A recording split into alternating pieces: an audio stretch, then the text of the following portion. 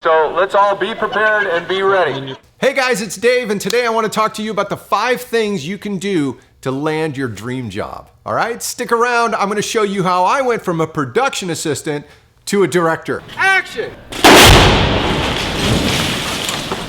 You can do the same thing with your situation. Here we go. Number 1, figure out what you want. If you don't know what you want to do, you're not alone. I didn't know what I wanted to do either. All through high school and college, I'm like, I don't know what I want to do for a career. Here's my suggestion to you. Try everything. Put yourself out there, get out of the house, go make some calls, go online, look on Craigslist, figure out something you can do in order to, if nothing else, cross it off the list. I worked at Burger King. I worked in a restaurant. I sold radio advertising. I went and drove a tow truck for 3 days. You believe that? I used to buy and sell old cars. And so I went down to the junkyard, and any old junkers that they had around that actually kind of sort of worked, I would make the guy an offer, a lowball offer, and he just wanted to get him out of his yard. So he's like, sure, kid, if you wanted a couple $100, take it away. And I would turn it around sometimes. I would sell it for $1,000, $2,000, $3,000, $4,000, $5,000, some of them. But the tow truck guy figured that I knew something about cars. So he hired me as a tow truck driver. I am not a tow truck driver. This was an awful experience. My first weekend out, it was pouring rain, and the call came in, and some lady's car had died in the middle of the intersection. So here I come, the tow truck driver, and I'm in the middle of the intersection. I didn't know what I was doing. The guy gave me like a 10-minute primer on here's what you do with a tow truck. First thing I did was turn off the tow truck. Wrong. Never turn off the tow truck. That's powering everything. And if the tow truck dies, now they got to come get you. So I'm trying to hook up this lady's thing, and I almost electrocute myself on her battery. And like, I had no idea what I was doing. I was all thumbs. She was looking at me like, I called the wrong service. So finally I had to call the guy. He came down. He like basically fixed it all up, and he's looking at me like, thought you knew something about cars, boy. I'm like, sorry, man. I know how to buy them and clean them up and turn them around for a profit. Point is, even though I failed, I went and tried, and I realized I don't want to be a car mechanic. I don't want to be a tow truck driver. I don't want to go that route. I want to do something else. So I went and worked in a movie theater. I loved the movies. I used to clean up popcorn and serve drinks, and I loved watching movies because on the weekends and at night when we weren't working, we can just come in and watch all the movies we want. Later, a buddy of mine, he saw a notice that there was a movie coming up to shoot on the Central Coast. And he's like, well, Dave, why don't you just go down and see if you can apply and get a job on the movie, and then you can learn something about actually making movies. And I'm like, oh my gosh, this is incredible. So not knowing anything about how movies are made or the kind of people that are on movie sets or the way that things go, I dressed up in my suit and tie, which was, I think, my dad's old jacket, and it was way too big for me. And I printed out my resume, and doggone it, I'm going to go get a job in the movie. And so I went down to the production office, which was really like the back half of a little paint store, in this tiny little room. And I walk in, and there's this guy hunched over. You can't even really look up. He's got paperwork everywhere. He's totally disheveled. He looks completely tired. His name was Jack Cash. And Jack, who was awesome, I found out later, was the line producer on the movie. And Jack looks at me and he goes, can I help you? And I said, hi, I'm Dave DeVos, and I hear you guys are making a movie, and I'm really excited. I worked in a movie theater, and I got my resume, and I got my suit and tie, and I'd like to come work on your movie. And he takes my resume and he looks at it, he looks at me, clearly fish out of water, and he goes, kid, I'm sorry, I got nothing for you. I'm so busy. I'm sorry. I can't help you. So I was like, well, what do I do now? I guess I'm not going to work on the movies. As I was walking out the door, this guy comes busting in the door, just about bowls me over. He's covered in paint. He's got hair all down his back, and he's just like, he's got a shirt that's full of holes that says, please shoot me.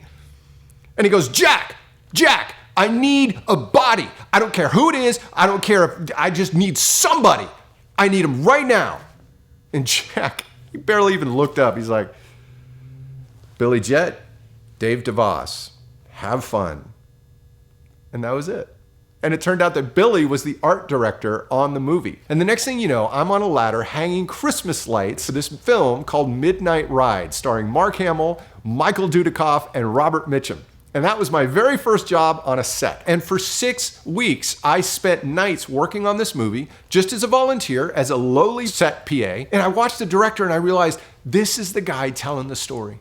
This is the guy moving all the pieces, working with all his collaborators, working with his giant team of people to make this thing happen. And I went, oh my gosh, that's it. And once I realized what I wanted to do, once the tumbler and all the pieces just kind of clicked into place, then I had a place to put my passions. And if you're anything like me, you know what it's like when you get passionate about something and when you get energetic about something and when you just want to go and make things happen. And once you know what you want to do, then you can put all your passions into that. You can channel it into the flux capacitor and you can create 1.21 gigawatts of electricity for yourself. And you can ultimately put yourself on a career path towards success, doing whatever it is you want to do. So number one, figure out what you want. Number two, reverse engineer a path to the job you want. Anytime you look at somebody doing something that you think is going to be your dream job, recognize they didn't start there. It was a series of steps over time, repeated again and again, that allowed them to get to the top of what it is they're doing. Nobody starts at the top.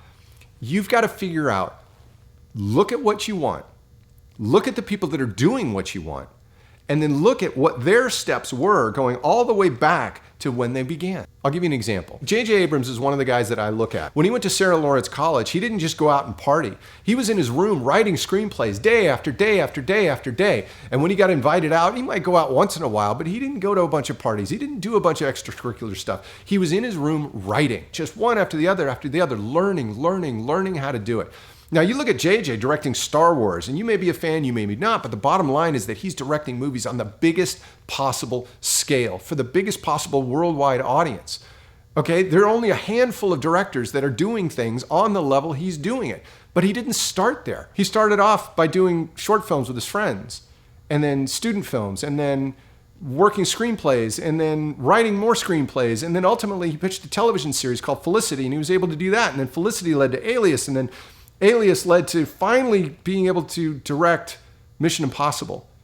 And in there, he wrote the pilot script for Lost with Damon Lindelof, and that went huge. And so by the time Tom Cruise came around to hire him to do Mission Impossible 3, he had all this experience. He had 20 years of experience under his belt. And so if you want to do something huge, whatever it is you want to do, you want to drive Le Mans, you want to go and be an Indy 500 driver or an F1 driver, how are you going to do that?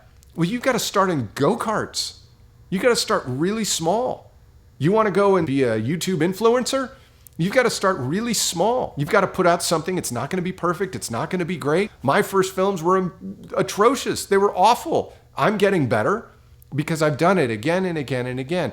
And I'm still on a journey. I'm still on a path. I still haven't gotten to the point where I can make movies on the biggest level, but I'm working toward it. You have to look at who's doing what it is that you want to do. If you can get an interview with them, great. Study everything about them. How did they start their career? What did they do early on? Then go do the same thing for yourself. Number 3 is work your network. You've got to talk to everybody you know.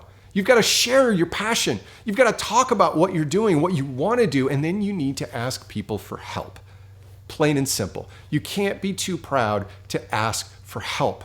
It has done everything for me, and people have done everything for me. When I was in college and I started the Cal Poly Film Club, our professor, Roger Bucksbaum, he used to produce the Flipper television series, the original one with the dolphin. He looked at what I wanted to do, and he helped me create my short film as my student senior thesis. And then, because I'd started the film club, my theater professor saw what I wanted to do, and he asked me, he says, well, what do you want to do next after you graduate? I was like, man, I want to get into Hollywood. I want to direct. That's what I want to do. And he said, well, I don't know any big-time directors, but I do know somebody who works at Universal Studios Hollywood. And I thought, well, that sounds like Hollywood to me. And I realized, oh my gosh, if I could get in there, that's where Steven Spielberg works. That's where Robert Zemeckis has an office. He directed Back to the Future, among a whole bunch of other things. That's where Ron Howard had his office. All my favorite directors were based at Universal Studios. And I thought, man, if I could get in there, maybe that's a step on the ladder toward becoming a director. So he put me in touch with Julie, and Julie says, listen, we're having auditions for the Christmas season. When you graduate, come down and come to an audition. And I thought, oh, great, I've got my way in. And it never would have happened if I hadn't told people about what I was passionate about. It never would have happened if I had not worked my network, because by working your network, you can get introduced to people, and an introduction is gold. Never, ever, ever discount the importance of a great introduction. In my case, I had an audition. Now what? Here's number 4. Prepare yourself. Prepare yourself. Do your homework. Figure out who it is that's going to be doing the hiring for you in that entry-level job. Learn about them, learn about their business, learn about what they're looking for, learn about what their needs are. If you go in simply saying, hey, I'm awesome, give me a job, there's a whole bunch of awesome people. How many of those awesome people, however, have done the homework to recognize that the person that's going to be hiring you has their own problems? They're going to be thinking about whatever it is, their kids, their commute, the fact that they're late on their rent payment, the fact that their car broke down. The person who's interviewing you doesn't care about you. They care about solving a problem they have. They care about filling a need they have. So do your homework. Figure out as much as you can about the person that you're interviewing with. Go on LinkedIn, go on Instagram, go on Facebook, go on any number of these platforms. Stalk them on Snapchat if you need to. Figure out about that person so that you can talk to them, you can figure out what their needs are, and you can then tailor yourself to how best to fill their need and solve their problem.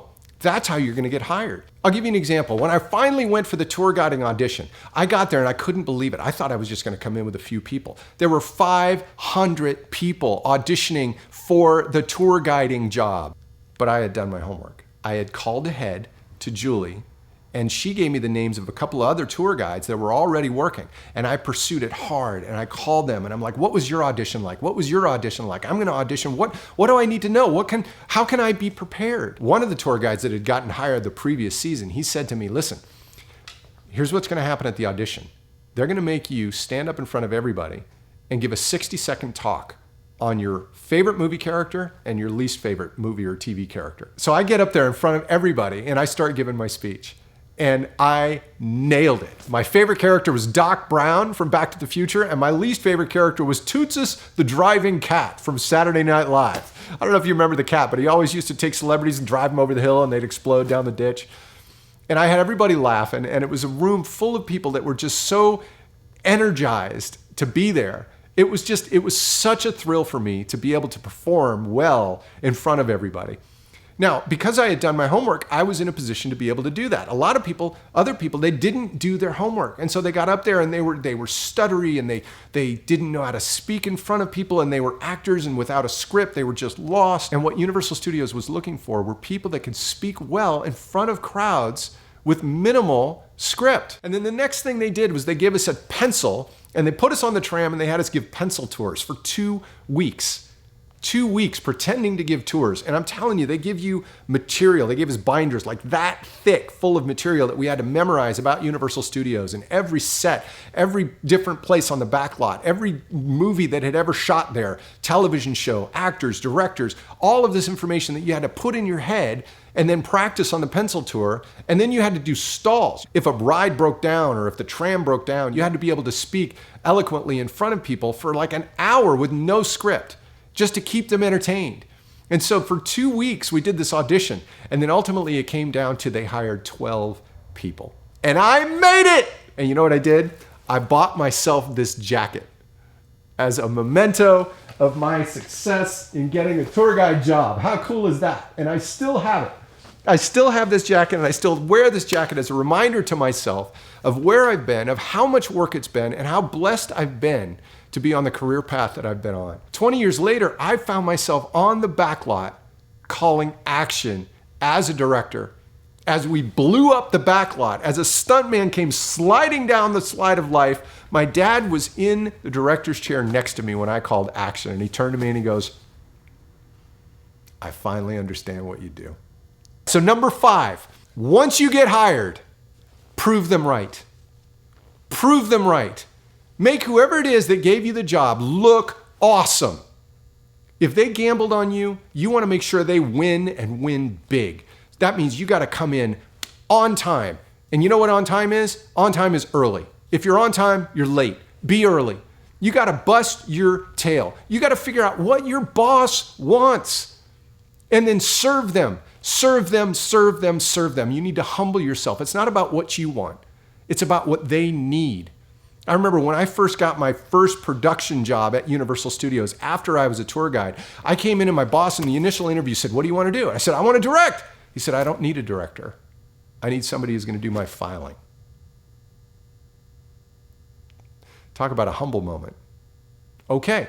All right, you know what? I'm going to become the best filer there is. And I learned so much from doing his filing, because as I'm filing, I'm starting to read and I'm starting to learn. I'm starting to learn about production. I'm starting to learn about scheduling. I'm starting to learn about budget. I'm starting to learn about management. I'm starting to learn about all the things that you need to learn no matter what business you're in. How to handle people, how to deal with disappointment. It was all right there. How do you build an $80 million project? You do the filing and you learn how to do it. Learn everything you can about that particular piece of business that you are given to do, and do it over and beyond what's expected of you.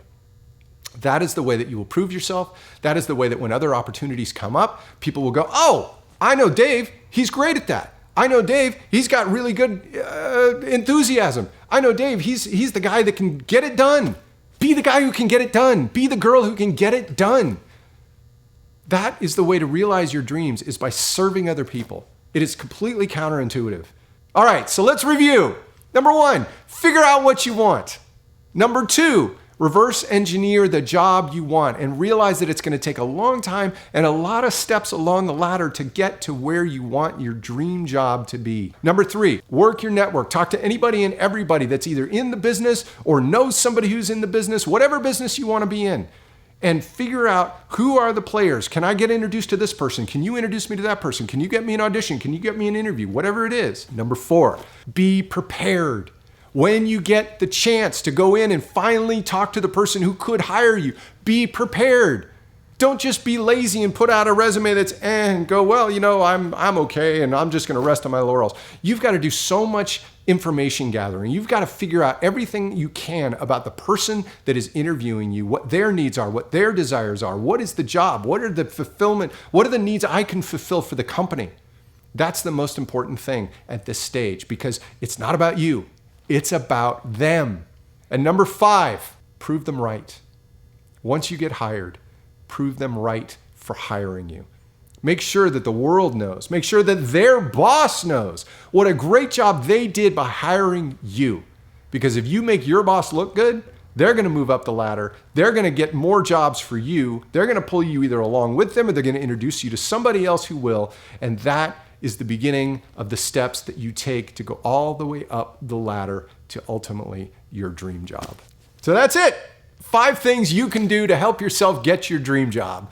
Do me a favor, guys, if you like this video, like and subscribe. You know the drill. It helps with the YouTube algorithm. And go ahead and share this video with anybody that you think could use a little inspiration. We're all in this together.